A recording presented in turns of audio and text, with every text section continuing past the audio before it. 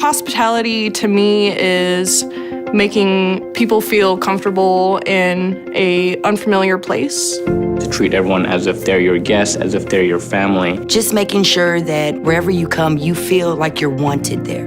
You're actually coming to somewhere we can make you feel at home when you're away from yours. What keeps guests coming back is the way we treat our guests. Que uno los ha tratado bien, se han sentido bien. Plus one service to me is being unforgettable. You know, doing any and everything that you could do to make their guests want to come back. I want it to be comfortable. I want it to be warm. I want it to be inviting.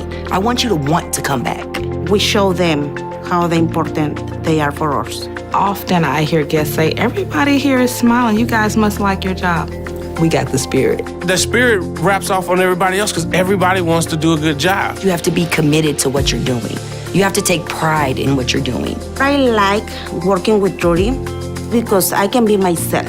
Every day, it's like family. I love this. I wouldn't trade it for anything.